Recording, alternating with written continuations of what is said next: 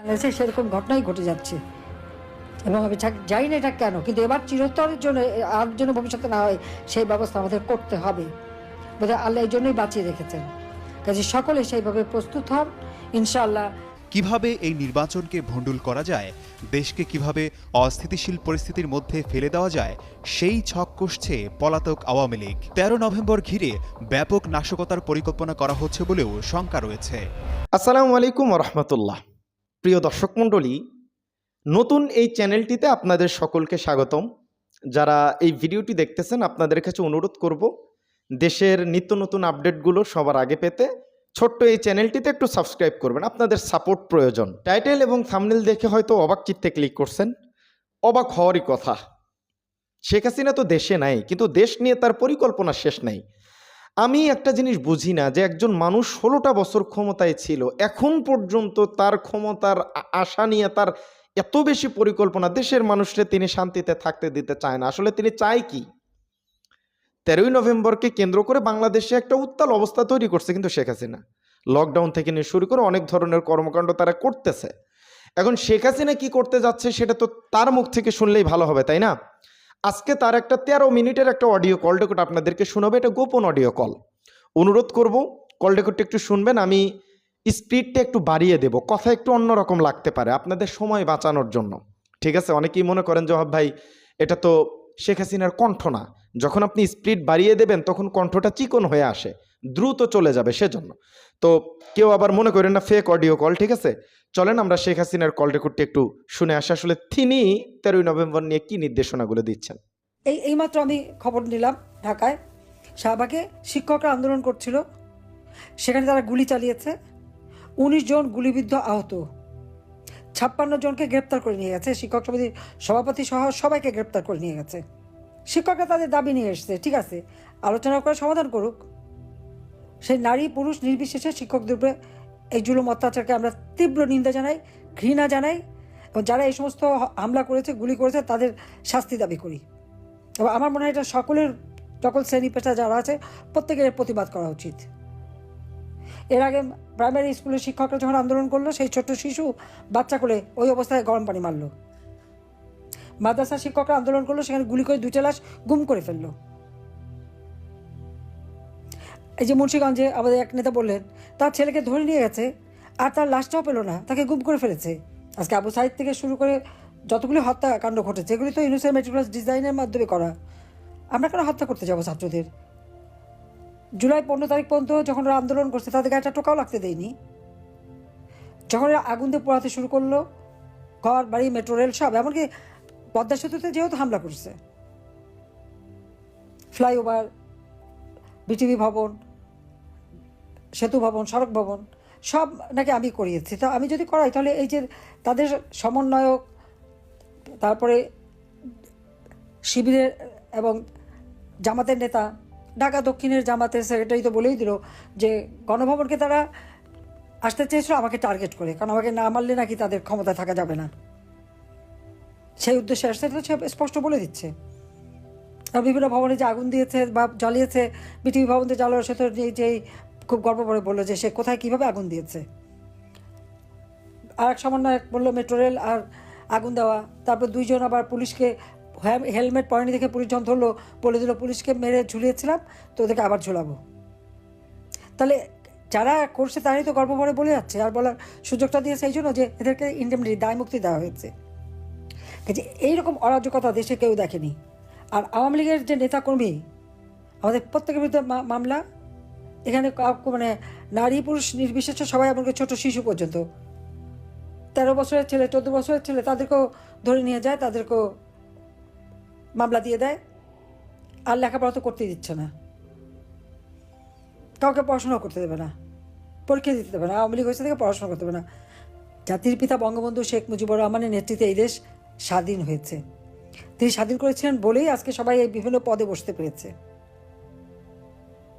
আর সেখানে আজকে সেই দল, যে দল সারা জীবন সংগ্রাম করে, রক্ত দিয়ে, জেল জুলুম অত্যাচার সহ্য করে এই দেশটাকে স্বাধীন করলো, সেই দলই থাকতে দেবে না। আওয়ামী লীগ ভেসে আসা দল না। আওয়ামী লীগ জনগণের ভোটে নির্বাচিত রাজনৈতিক দল এবং বারবার নির্বাচিত হয়ে সরকার গঠন করেছে। ইউনূসের মধ্যে ওই ডাকাতি করে জঙ্গিদের নিয়ে, খুনি, হত্যাকারী, ডাকাতি এদেরকে নিয়ে ক্ষমতায় আসে নাই। ক্ষমতা দখল করে নিয়ে সে ভেবেছে দুনিয়াটা একেবারে যেন পাকা একটা কমলা লেবু ছিঁড়ে ছিঁড়ে খাবে। সেটা আর হচ্ছে না এখন, সব দরজা বন্ধ। আর তার রাষ্ট্র পরিচালনার কোনো যোগ্যতাই নাই, চরম একটা অপদার্থ। আজকে অর্থনৈতিকভাবে, সামাজিকভাবে, সাংস্কৃতিকভাবে সবভাবে দেশটা ধ্বংস করছে। আইন শৃঙ্খলার পরিস্থিতি এতই খারাপ যে কোনো মানুষ, কোনো পরিবারের কোনো নিরাপত্তা নাই। এখানে দলমত না, সাধারণ মানুষের জীবনেই নিরাপত্তা নাই। না নিরাপদে রাস্তায় চলতে পারে, না ঘরে ঘুমাতে পারে। যে কেউ যে কোনো সময় যে ঘরের মধ্যে ঢুকতে পারে, কোনো লেহাজ তমিজ আদব কায়দাও নাই। আজকে কী দুর্ভাগ্য আমাদের যে যারা আমার স্বাধীনতা সার্বভৌমত্ব রক্ষা করবে সেই সেনাবাহিনীর সদস্যদের পর্যন্ত আইসিটিতে তাদের মামলা হয়।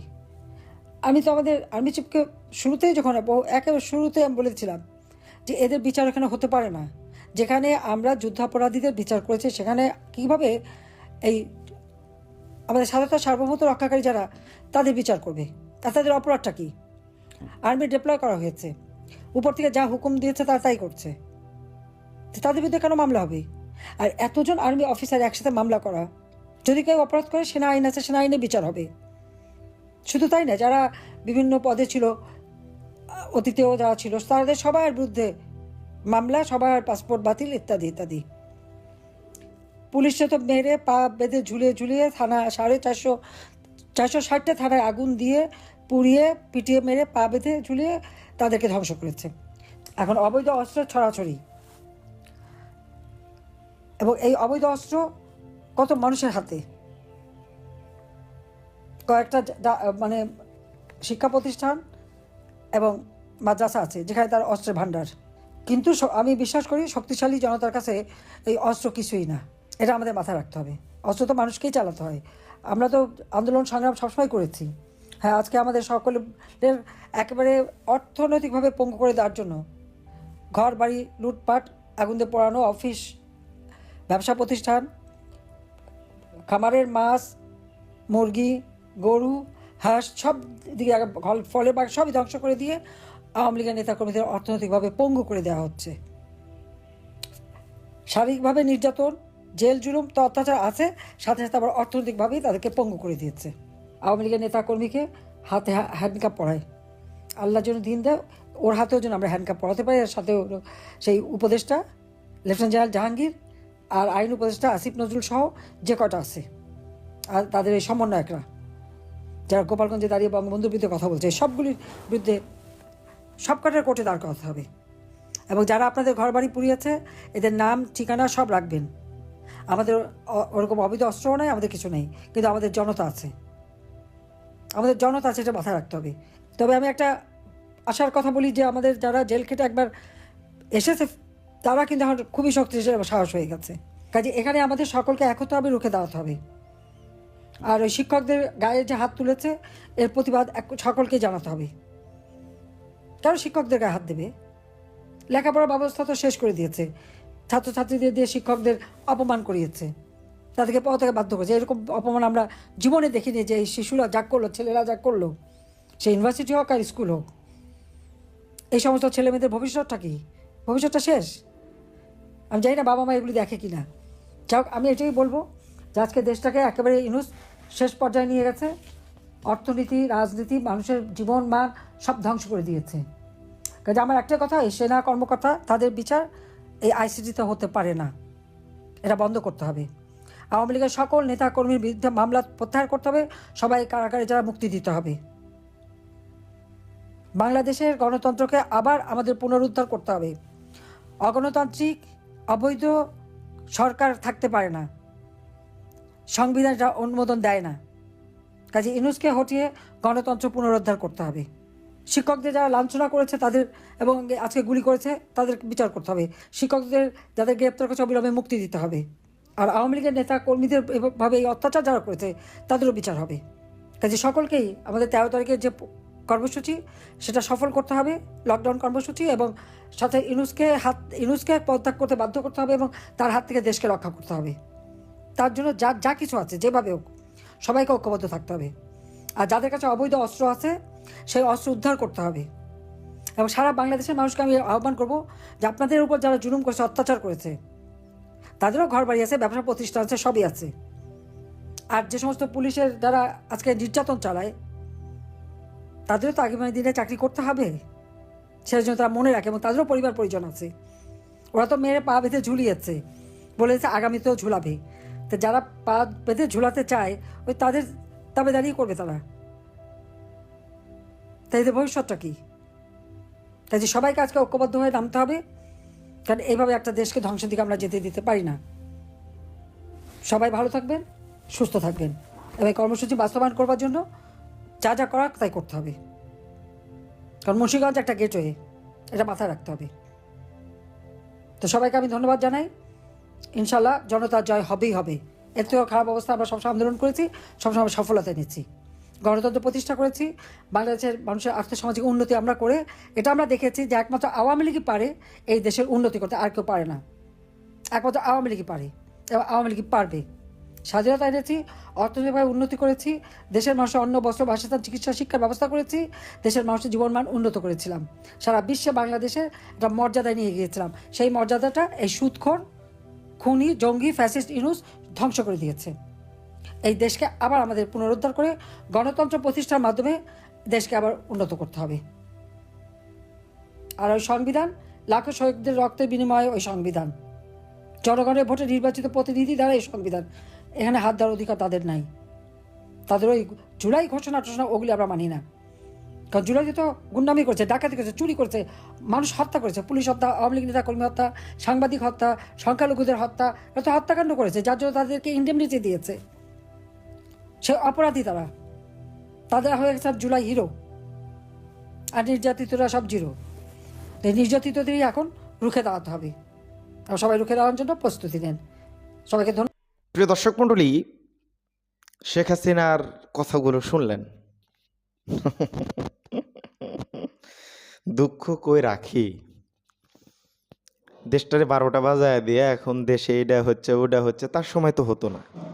তিনি তো আসলে ফেরেশতা, তিনি কোনো ভুল ত্রুটি করে নাই, তাই না? এটা মনে হয় আপনাদের? আল্লাহ আল্লাহ মাফ করো। মানে দেশ নিয়ে এখন তার যত অভিযোগ, ডক্টর ইউনূসকে নিয়ে তার যত অভিযোগ, মনে হয় যে তিনি আসলে কোনো ভুলই করে নাই, তিনি একদম ভুলের বাইরে। তিনি যখন দেশ চালাইছে, দেশ একদম শান্তি মতো চলছে, কোনো ধরনের দুর্নীতি, কোনো ধরনের অপকর্ম, কোনো ধরনের সহিংসতা হয় নাই। তার পুলিশ, তিনি যখন তার পুলিশ প্রশাসনকে গুলি চালাইতে নির্দেশ দিত, তখন জঙ্গি, তখন হচ্ছে অরাজকতা চালাচ্ছে এগুলো। আর এখন যদি কোনো পুলিশ পদক্ষেপ নিচ্ছে, তখন সেটা হয়ে যাচ্ছে হচ্ছে অরাজকতা, সরকারের বিরুদ্ধে অভিযোগ। আসলে মানুষের হায়াত কতদিন, শেখ হাসিনা কতদিন বাঁচবে, তার আসলে মৃত্যুর ভয় নেই। এখন এতদিন যাবৎ যা করছে, কত মানুষের গুম খুন, কত ধরনের অপকর্মের সাথে তার নাম জড়িত। ক্ষমতায় তো তিনি বেঁচে থাকতে আর আসতে পারবে বলে মনে হচ্ছে না। তবে তিল্লা করে ভালো হয়ে যাওয়া দরকার ছিল না, মাফটাফ চায়া। কিন্তু না, তিনি এখনই মানে কথা বলে যে আমি কোনো ভুল করি নাই। তার মানে তিনি আবারও আসবেন, এটা তার ইচ্ছা, তার ইচ্ছা আর কি। এখন বাংলাদেশের জনগণ তারা আসতে দিবে কিনা, এটা বাংলাদেশের মানুষ ভালো জানে, তাই না? তো যাই হোক, আজকের অডিও কল রেকর্ডটা আপনাদেরকে শোনালাম। আশা করছি তার কথা থেকে আপনারা বুঝতে পারছেন যে তিনি আসলে কি করতে যাচ্ছেন। আজকের ভিডিও পর্যন্তই। ভালো থাকেন, সুস্থ থাকেন, ধন্যবাদ সবাইকে।